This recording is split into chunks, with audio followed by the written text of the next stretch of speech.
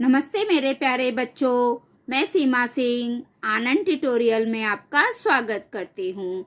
आज की पाठशाला में हम कक्षा दूसरी विषय हिंदी विषय में आज हमारा पाठ दूसरा है, मेरी खुशियाँ। ये एक कविता है। इस कविता के कवि है सिद्धांत दीपक जी।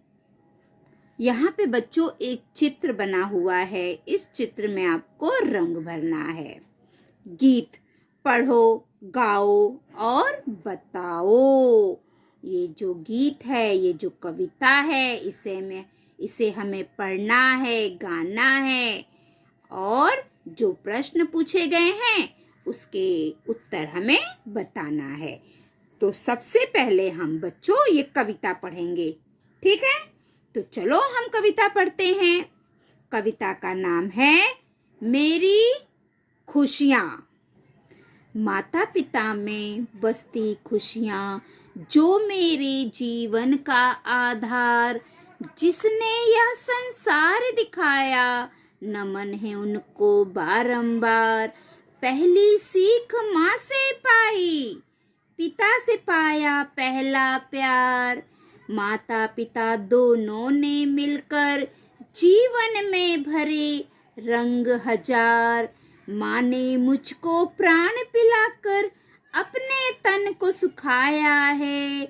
अपनी नींद खोकर उसने सारी खुशियों को लुटाया है।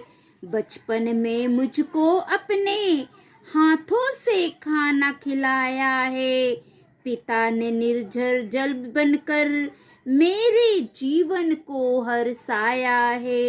जिसके सिर पर बड़ों का साया बना रहा जीवन में, जीते वही है सुखमय जीवन। खुशहाली होती उसके मन में, खुशहाली होती उसके मन में। तो बच्चों, हमने कविता पढ़ ली है। अब इस कविता का हम अर्थ देखेंगे। माता पिता में बसती खुशियाँ, जो मेरे जीवन का आधार, जिसने यह संसार दिखाया, नमन है उनको बारंबार। बच्चों, इस पंक्ति में कवि कहते हैं कि माता पिता से ही हमारी खुशियाँ बसती है, अर्थात माता पिता हमारी खुशियों का आधार हैं। जिन माता पिता ने हमें यह संसार दिखाया है, उनको मैं नमन करता हूँ। हजारों बार, बारों बार मैं उनको नमन करता हूँ। पहली सीख माँ से पाई, पिता से पाया पहला प्यार। माता पिता दोनों ने मिलकर जीवन में भरे रंग हजार। इन पंक्तियों में कवि कहते हैं कि पहली शिक्षा मुझे माँ से मिली है। माँ ही मेरी पहली गुरु है। और पिता ने मुझे पहला प्यार मिला है। पिता से क्या मिला है? पिता से मुझे पहला प्यार मिला है। और माता पिता दोनों ने मिलकर हमारे जीवन में हजारों रंग भर दिए, अर्थात बहुत सारी खुशियाँ हमारे जीवन में भर दी है। हमें बहुत सारी खुशियाँ हमारे माता पिता ने दी है। आगे देखते हैं बच्चों। माँ ने मुझको प्राण पिलाकर अपने तन को सुखाया है। अपनी नींद खोकर उसने सारी खुशियों को लुटाया है। इन पंक्तियों में कवि कहते हैं कि माँ ने मुझे प्राण पिलाकर, अर्थात अपना सब कुछ निछावर कर बिना किसी चीज की परवाह किए मेरा लालन पालन किया है, मुझे बड़ा किया है। अपनी नींद को खोकर उसने वे खुद नहीं सोई और मुझ पर खुशियाँ लुटाई है, अर्थात बहुत मेहनत करके, बहुत कष्ट सहकर उन्होंने मुझे खुशियाँ दी है। खुद तकलीफ सहती है एक माँ और अपने बच्चों को खुशियाँ देती है। आगे, बचपन में मुझको अपने हाथों से खाना खिलाया है। पिता ने निर्झर जल बनकर मेरे जीवन को हर्षाया है। कवि कहते हैं बचपन में माँ ने मुझे अपने हाथों से खाना खिलाया है। आपको भी बच्चों आपकी मम्मी खाना खिलाती है ना? तो कवि कह रहे हैं कि बचपन में माँ ने मुझे अपने हाथों से खाना खिलाया है। माँ के हाथ से खाना खाने का अपना अलग ही आनंद होता है। माँ के हाथों का खाना बहुत स्वादिष्ट होता है। उसमें माँ का प्यार भरा होता है जो बच्चा कभी नहीं भूल पाता है। और जो पिता है वो एक निर्झर अर्थात झरने की तरह जल बनाकर मेरे जीवन को हर्षाया है। अर्थात मेरे जीवन में बहुत सारी खुशियां भर दी है। जिसके सिर पर बड़ों का साया बना रहा जीवन में, जीते वही है सुख में जीवन, खुशहाली होती उसके मन में। बच्चों इस पंक्ति में कवि कहना चाहते हैं कि जिसके जीवन में बड़ों का साया बना रहता है वही व्यक्ति सुखमय जीवन व्यतीत करता है। अर्थात उसका जीवन सुखी रहता है, वो खुश रहता है। जिसके सर पर बड़ों का साया रहता है, हमें अपने माता पिता, अपने से बड़े दादा दादी सभी का सम्मान करना चाहिए और सभी की आज्ञा का पालन भी करना चाहिए। तो बच्चों हमारी ये जो कविता है मेरी खुशियाँ वो यहाँ पे समाप्त होती है। अब बच्चों हम स्वाध्याय करेंगे। सुनो, समझो और दोहराओ। जो मैं बोल रही हूँ उसे आप सुनो ध्यान से, उसको समझो और मेरे साथ में बोलो। Doll, ball. Doctor, on, auto. Shop, bottle. Of, office. Top, Tommy, shop. दूसरा, पहली कक्षा की कोई एक कहानी सुनाओ। बच्चों आपको पहली कक्षा में टीचर ने बहुत सारी कहानी सुनाई होगी, है ना? चलो आज मैं भी आपको एक कहानी सुनाती हूँ। हमारी कहानी का नाम है प्यासा कौवा। एक कौवा था, वो जंगल में यहाँ वहाँ घूम रहा था। घूमते घूमते वो थक जाता है और उसे बहुत प्यास लगती है। पानी की तलाश में वो जंगल में यहाँ वहाँ भटक रहा था, लेकिन उसे कहीं पानी नहीं मिल रहा था। काफी दूर उड़ते उड़ते कुछ देरों के बाद उसे जंगल में एक मटका दिखाई देता है। कौवा मटके के पास आता है। कौवा बहुत खुश हो जाता है। अरे मुझे मटका मिल गया है, अब इसमें पानी होगा और मैं उसे पी लूंगा। लेकिन कौवा जब मटके के पास पहुंचता है तो वो उदास हो जाता है। कौवा क्यों उदास होता है बच्चों? क्योंकि उस मटके में बहुत थोड़ा सा पानी था और कौवा अंदर जाके पानी नहीं पी सकता था। अब कौवा सोचने लगा मैं क्या करूं? कौवा को प्यास भी बहुत लगी थी। फिर कौवा ऐसे सोच रहा था तो उसके दिमाग में एक आइडिया आता है। फिर कौवा क्या करता है बच्चों? वो जंगल में बाजू बाजू में बहुत सारे पत्थर पड़े थे, तो कौवा पत्थर उठाता है चोंच से और मटके में डाल देता है। ऐसा वो लगातार कई 5-7 मिनट तक करते रहा। इस प्रकार करते करते आखिर में क्या हुआ, जो मटके में नीचे पानी था ना वो ऊपर आ गया और कौवे ने पानी पी लिया। कौवे ने अपना दिमाग चलाया और मटके में छोटे छोटे पत्थर डालते गया। जब कौवा पत्थर डाला तो धीरे धीरे पानी ऊपर आते गया और जब पानी ऊपर आ गया तो कौवा पानी पी लिया।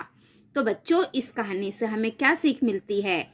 इस कहानी से हमें सीख मिलती है कभी भी हार नहीं मानना चाहिए, है ना? अगर कौवा हार मान जाता, नहीं मुझे नहीं मिलेगा, कौवे ने हार नहीं मानी, वो कोशिश करता रहा, पत्थर डालते रहा। आखिर में पानी ऊपर आ गया और कौवे ने पानी पी लिया। अगला देखो, तीसरा, पढ़ो और समझो।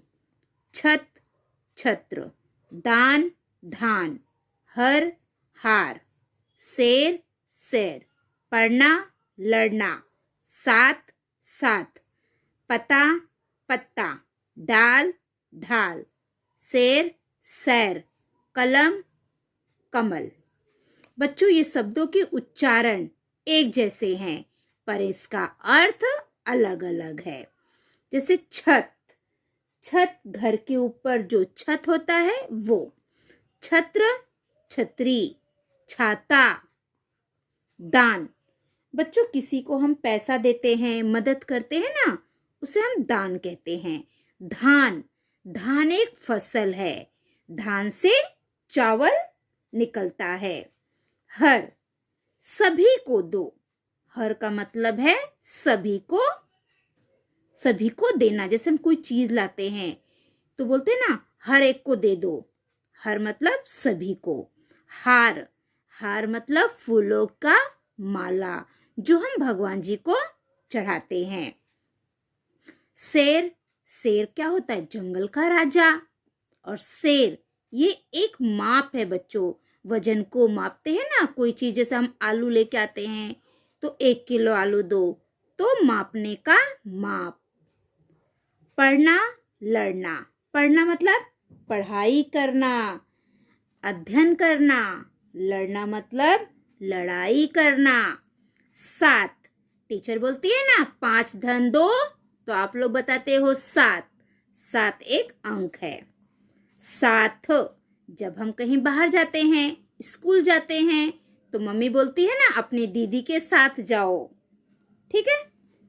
पता, बच्चों जब हम किसी के घर में जाते हैं तो हमें उसके घर का पता चाहिए, तो पता मतलब किसी के घर का पता।